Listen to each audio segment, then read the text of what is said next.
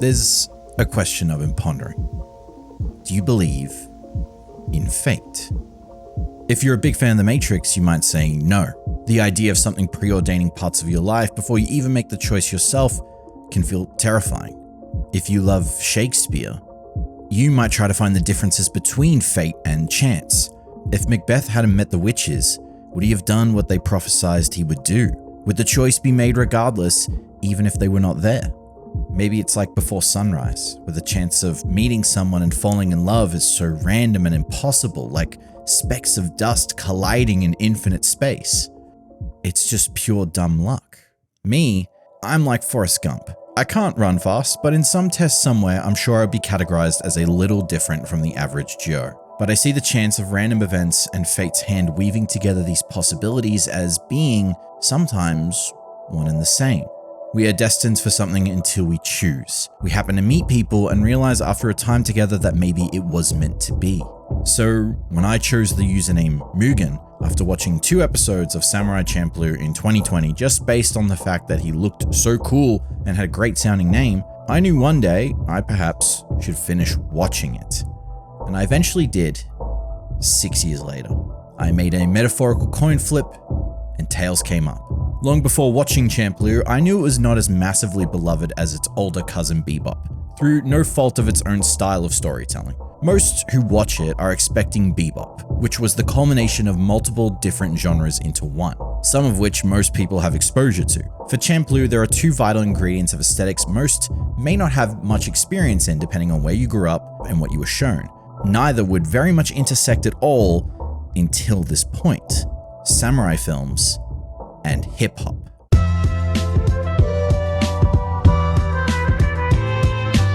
It's not controversial of me to say that Champloo and Bebop's music kinda slap, but they're not the same. Bebop's jazz mixes, rearranges, and changes the song, but without inherently destroying the composition of it. Hip-hop cuts, reverses, repeats, and samples another song to make something completely different from its original intention with a different kind of feel. Hip-hop's own origin comes from the remix scratching of disco records that yielded a brand new kind of sound and beat. It tore down tradition, and in its place was something made from experimental trial and error. No genre was safe from it. Disco, soul, jazz, classical, or otherwise was scratched, cut, looped, and sung over to create the bangers. If jazz is the established experimental genius, then hip-hop is the underground prodigy, born from the streets, a powerful youth waiting to be discovered, very much like the character of Mugen and the others he meets. These are aesthetics that you just see in Champloo. The son of the governor in the very first episode is dressed like a stereotypical modern hip-hop hood. His kimono's got those Nike stripes, he has rings, piercings, and dyed hair.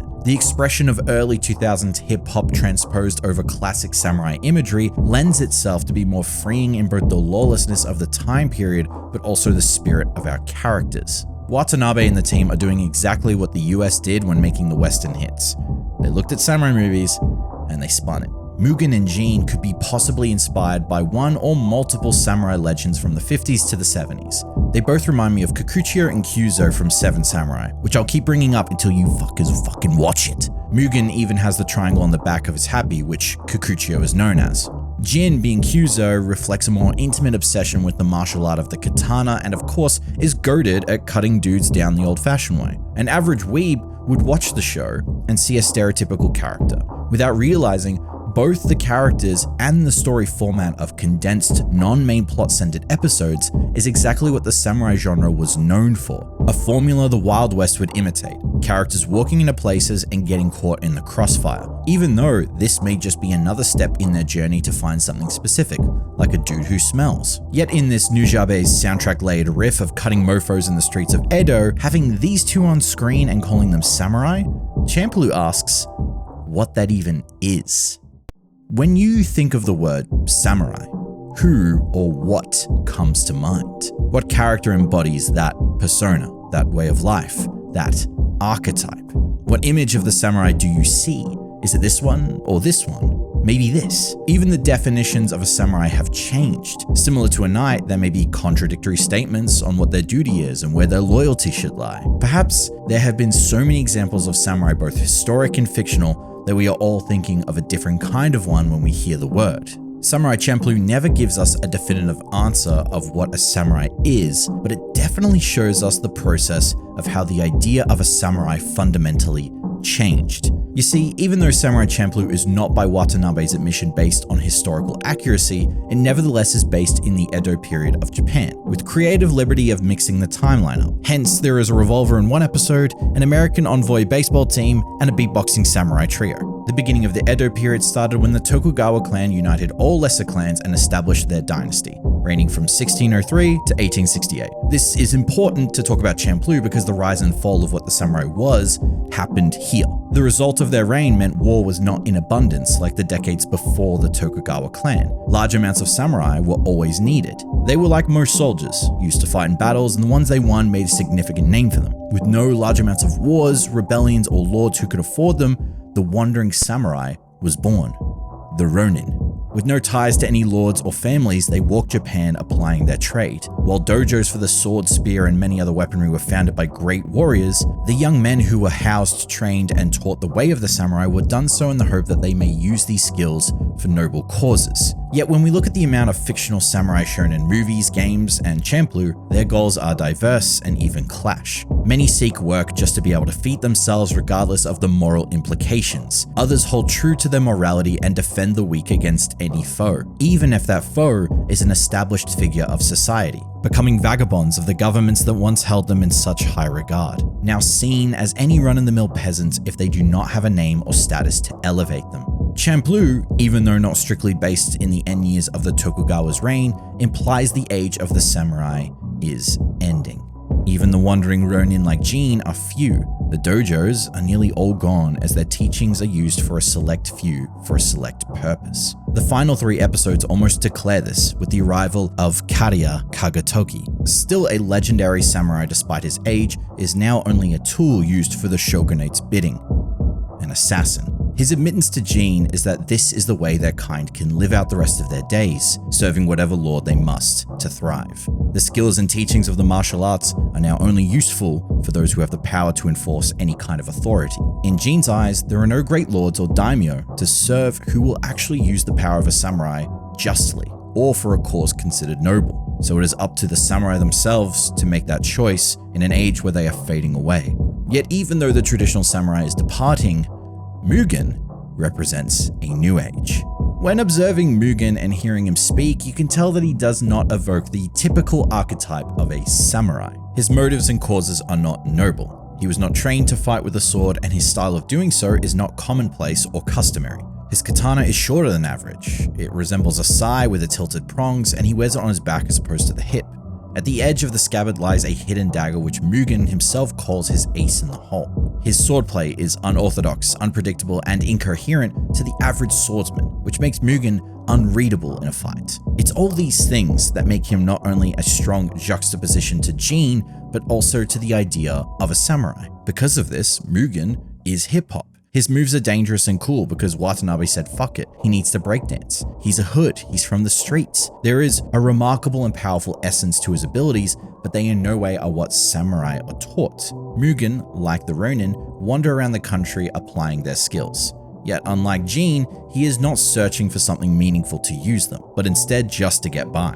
Mugen's history of being born on the Ryukyu Islands is mentioned in the first episode when he expresses his disregard for authority and societal common sense. Later revealed in episode 13, we learn he was born on one of the small islands of the Ryukyu archipelago, which housed exiled criminals. A life of constant survival being the main indicator as to how he achieved his skills and proficiency at dealing death. But even without this knowledge, his character design alludes to his criminal history through a series of subtle unspoken tattoos. The Irezumi Kai tattoos used to brand criminals for certain crimes. Mugen's own being positioned on his wrists and ankles can imply any number of crimes we aren't already aware he committed. Yet we can assume the worst since his days of piracy and the word of Mukuro. And while his history, actions, and aesthetics are not the makings of a noble samurai, he does resemble many others in samurai fiction, most notably the films. Besides Kikuchiyo, if you haven't watched most of the well-known films from the 50s to the 80s, you may not be surprised to know that many of the wandering Ronin archetypes were made commonplace through these iconic big screen bangers. What you can find almost more surprising about some of these stories is how many do not always focus on the samurai dealing justice upon evil bandits, like in Kurosawa's magnum opus, but instead fighting back against a social injustice from an establishment in the region. Harakiri, Three Outlaw Samurai, Samurai Rebellion. All three follow a fight against individuals who are positioned in institutions or governments, rebelling against authority for the sake of what they believe in. While both characters of Jin and Mugen are polar opposites in fighting style, design, character, and way of life, both in the very first episode reach the exact same conclusion of thought when refusing to bow down to a corrupt, mischievous governor. If living means bowing down to the likes of you bastards, I'd rather die on my feet with my head held high. Well said. I agree with him. If Jin is the homage of the samurai archetype, then Mugen is the antithesis in all aesthetics, but deep down remains true to what he wants to do and cares not for the authority of anyone who wishes to dictate his life. A bandit, governor, or even the shogun himself would not stop him. While Mugen's actions throughout most of the series are particularly self-serving, he is in many ways a samurai fighting in what he believes in. Food, weed, baddies, and maybe, just maybe, those he respects or even cares for. People who are similar to him, a vagrant or an outcast. Like its predecessor, Champloo places characters who are a unique blend of different personified genre aesthetics into a group and sets them off onto adventures which reflect their own ideals and challenge personal conflict. Plus Meteor, plus baseball, let's go Dodgers, Shohei Ohtani, let's go! But the choices of its characters are very distinct compared to the space western. Bebop had this air of every major character in the narrative was trying to outrun or was confronted again by their past. While Champloo does place an emphasis on the main character's past lives, they more so select individuals in the narrative that do not contextually fit into Japanese Edo period society. I don't just mean what I've already talked about when showcasing the different genres of samurai fiction and hip-hop in a history where it didn't exist, but instead, many of the most memorable people we come across are not everyday people. They aren't the average character of this time period, and even if they seem like they are, there is always something unspoken about them which shows how they may not be. In other words, Champloo is a series about outcasts. People on the fringe of society, echoed by the hip-hop and delinquent parallels in our own world, emphasize that we are here to champion for the characters this society's norms don't care for. The most obvious lifelike resemblance is in the episode War of Words, an episode where Mugen finally decides to learn to read and Jin attempts to guide an old master's sons who have taken up the profession of street tagging. Both Mugen and these two heirs have a commonality of modern-day delinquency. Mugen is rude and uneducated, while the taggers come from a once-renowned family and practice illegal activities in the pursuit of artistic expression. The taggers of Champloo are both creative and social outcasts because of their seemingly immature way of life. Only a select few at the time can understand what they are trying to say with what they tag. Both the taggers and Mugen can show the way in which troubled youth grow up and attempt to find joy or passion in their lives, especially when they do not chase the dreams of their parents nor have the education that allows them to get by in life like everyone else. This thematic ploy of outcast characters does not stay in the realm of the story's hyperfiction. One of the more subtle indications of the Sunflower Samurai's identity is slowly revealed when our troublesome trio come into contact with any person that has ties with Christian religion. The persecution of Christians is a well-documented era and one that showed a very harsh response to the spiritual influence of outsiders to the Japanese people. While I'm not going to recount or attempt to summarize this complex and multi-layered series of events, I will instead tell you what I learned from watching Martin Scorsese's Silence for the very first time. Tokugawa did not fuck with Jesus, bro. Priests from foreign countries were persecuted, and alongside Japanese people who practiced the faith, were captured and murdered if they were found with any form of Christian iconography. Some regions were made to test their true faith by stepping on a tile that depicted the image of Christ in order to root out the hidden Christians, a scene that Champloo depicts and even kind of addresses, showing a very secluded and closely guarded sanctuary for those of God's faith. If we were going to make a series following a group of outcasts and cultural minorities, a deadly one would be these people who only wish to have the freedom to believe in something besides Shinto or Buddhism. I find this episode refreshing as someone who does not practice any religion or believe in any kind of god, partly because it paints those who truly wish to love a kind of harmless life, yet are both persecuted for it and are being used by it. The big reveal showing the priest is actually a Japanese man using the people's faith for money and power. Bro has a painting of Venus. How the fuck did it even get here? The largest revelation of both the Sunflower Samurai's identity is also his ties to the Christian religion, Akitsuki Island and its historical significance as a Christian sanctuary. The outsiders and unique folk examples of Champloo keep going, with Isaac, the Dutch gay foreigner with a weeb-infused fascination for Japan and its depictions of the human body, to the tragic and subversive blind assassin Sarah, a woman who travels as a singer despite her condition. While unknown how she came to be blind, any kind of disability that limits individuals in a world like feudal-era Japan is no doubt one where they can be taken advantage of. Or characters who become cast aside from the homes they knew because of a newfound way of living. The street killer Shoryu is driven from his dojo because of his compulsion to use his chi and kill powerful worthy opponents without remorse, purely based on the fact that this is what the strong do. While he doesn't seem like it at first, Gene himself is someone who also knows the feeling of leaving a dojo he once called home, running away from the very place where everything about the blade was imparted to him. Upon killing his master in self-defense, Gene has since roamed Japan with no particular purpose for himself, like the archetypes we know, of course. Bro is forced to roam. It makes him look cool as fuck, man. While he may appear to be more admirable in every sense compared to his freestyle breakdancing hoodlum lowlife bestie, Gene is not respected and in fact hunted by students of his previous dojo, some of whom he never met and others he knew like family. The killing of his master brands him as a renegade and lower than dirt, so as he walks his path, he does so with no true desire or reason because he has nowhere to go and no idea of what he was looking for. Gene, in a way, represents those of us who are directionless, we who feel like there is something we wish to do or find yet don't know what that actually is. It sounds ridiculous to many who may have a purpose that gets them through day by day, provide for the people they care about, or someone trying to pursue a specific goal. I suppose it is what makes him an anomaly and another man on the outside with Mugen. Like their spiritual cousins out in the bebop space, they have nothing to chase or live for besides just existing day to day. But what separates these dubious samurai from our bounty hunters in space is the hand that fate deals them when they meet Fu.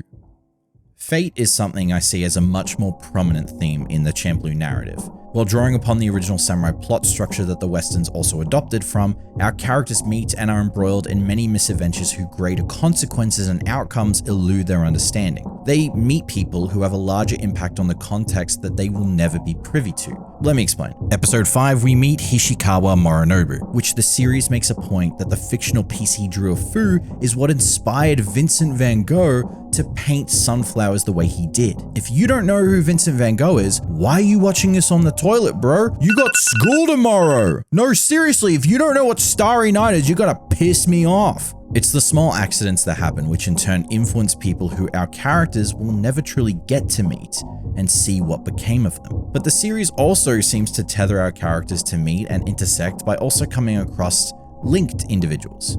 Let me show you. After just 2 episodes of being followed around by Fu and her non-stop waxing not so poetically about the sunflower guy, Mugen and Gene fucking ditch her, going literally separate ways from one another, each running into different individuals who inadvertently reunite them as they are opposing forces. Mugen himself, as he is about to fight Gene in front of Fu, proclaims, "I guess no matter how hard we try, fate's gonna keep throwing us back together."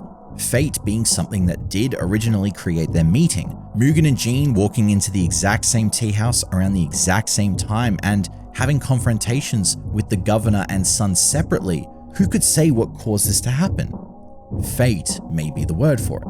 But even if it has a hand in the story, the beauty of its guidance makes it so character choice is not left to the wayside for the sake of plot convenience. After they clash, Mugen's temporary boss says that his ability to fight is no longer needed, that all he needs to be is a strong visual indicator of their power.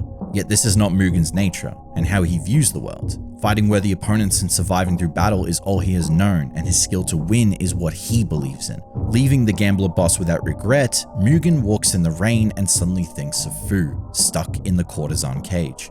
Annoyed that he deep down cares what might happen to her, even if they have been together for a short time, returns to find her. Fate made them cross paths, but the choice to go back and find her was his. Our characters make choices to stay together when fate, destiny, or any kind of plan draws them together again. The show wants to make a point of this. Otherwise, we wouldn't have a second series of episodes that follow the trio splitting up once more in different directions to only by the end meet the same set of characters and continue on together. The chance meetings not only have influence on our main heroes, but also the folks they meet. When coming to blows and understanding the motivations behind the blind Gose Sarah, we understand that she has a son which she does not know or has ever met, who will die if she does not do her duty. But her interactions with Mugen wavers her motivation of killing him off, asking about what he looks like to Fu, requesting that he be the one to choose a toy for her son. Seeing Fu lay herself down in front of Sarah to protect Mugen at the cost of her life makes Sarah realize the lengths Fu would go to protect her own protector, much like a mother. Despite Mugen trying to make some pretty intense moves onto Sarah, I sensed that she felt Mugen's aura, and the essence she sees in him makes her ponder that he is the closest kind of person to what her son would have become. His childish demeanor may have indicated that, and the chance that her target would have that effect on her, that she decides even at the true chance to kill him, she relents, because she wants him to live while her son does not. These chance and seemingly random meetings always have this double-sided feel to it, that of course Mugen would just happen to come across those from his childhood days on Ryukyu, or Jin would of course encounter his old dojo friend whom he thought of as a younger brother. Distant people of the past find them by happenstance, and also force them to choose their own fate and where it should take them. It would seem that both Mugen and Jin decide to let Fu dictate their fate. After a long amount of time together working to get money for food, dodging authorities, and getting absolutely blasted on some of that Tengu Pineapple Express, brother, our trio become close in what they unspokenly respect about one another. Fu is not able to make this trip to find the elusive samurai of her childhood alone, so she has luckily recruited two of the most badass swordsmen in Japan. In the opening, when Fu drops her dice charm and it comes up Snake Eyes, represents this idea that if you send countless men at these two lads of the blade, they will win every single time, even when they finally meet a foe or two that they're not sure if they can. This is why much of the story's conflict comes from intertwined characters and less on combat itself, at least until the finale. But Fu represents the swirl of fate our samurai agree to be swept upon, no matter where it takes them. Both Jin and Mugen are reluctant in agreeing to Fu's request with unspoken reasons, but I think by the end we can really deduce why they followed someone who has no power or status to command them. Jin says in part 1 of the final episode that he has always been looking for something that fulfills him. Because he was more skilled than the average student at the dojo, Jin never had many friends. Even after the many meetings of characters on the road, having a quick little love story at the squid stand, our rizzed up master of spectacles admits now that Mugen and Fu are his first real friends. People who he had nothing much in common at all, but by the end of their quest feels closer than he has ever been to people so different from him. Mugen's motivation at first is the desire to fight and kill Jin because of his drive to be stronger. Yet along the way, after Fu and Jin have shown a care that he is either hurt or nearly killed, indicates he finally has come across people who are not using him as a means to an end, and even when he may die, put themselves in harm's way for him. There is some level of begrudging respect he keeps because of these actions, yet I think he says it best to the vengeful vagrant Umanosuke, when it comes to living with disgrace, I wrote the book. I doubt Mugen has ever really gone through life doing anything much for anyone without an ulterior motive behind his actions, and of course has lived a past of crime filled with the blood of others. So perhaps, as he becomes stronger and the challenge of combat is not so present everywhere he goes, he longs for a purpose that doesn't necessarily involve serving someone else and doing it because it is the easiest thing to do. Clearly, being seen as a cutthroat, low-life killer truly bothers him, as Mukuro himself tells Jin and Fu what kind of person he really is. Mugen, deep down, I think wishes to do the right thing for those that deserve his kindness, and it just so happens that to be Fu. Fulfilling her wishes even if he doesn't fully understand them himself. Willing to give up his life for her quest as he asks himself every day, is it my last? When the deal is done, and Fu meets her absent father of the sunflower, our boys square up to finally fight as true honorable samurai. Yet, just before they clash, fate drops her last thread. Their swords have had enough, and they snap, stopping them from ever finishing their first duel. If accepting our past as part of who we are and not being afraid to confront it is one of the driving themes of Cowboy Bebop, then it would be fitting that opening yourself to the chance of fate is Champloo's. Not what it has in store for you, but rather where it can take you, and the people you meet is always a rare chance none can predict. Perhaps your love is around the corner. Maybe you will meet that old friend of yours today that you haven't seen in years just by pure chance. Maybe if you're lucky, you will walk into the right crowd and be the guy who starts to read manga for the first time. Fu sets off on this journey once fate gives her the opportunity, yet she reveals at the end the coin she tossed to settle our boy's obligation to her quest came up on the wrong side, lying and carving her own fate. Now free to make their own choices and see what else life presents them, they share a short farewell, and this time, with no annoyance or hate in their hearts, walk separate paths again.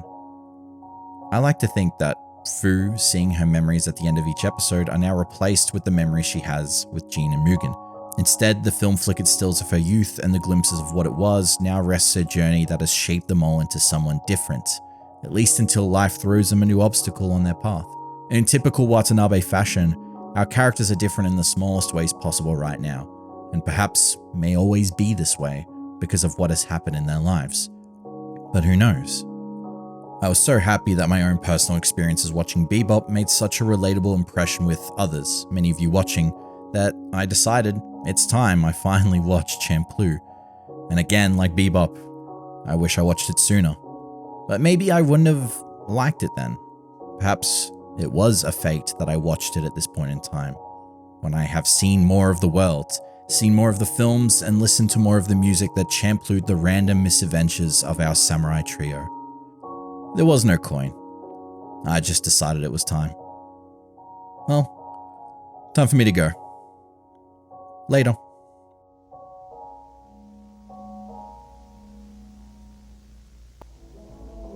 Hey, thanks for watching and making it to the end of the video. First of all, I want to say a massive thank you to all of my patrons who support videos like these. If you want to support videos like these, then feel free to head over to the Patreon, which is a link in the description, and be a part of it for $2 Australian.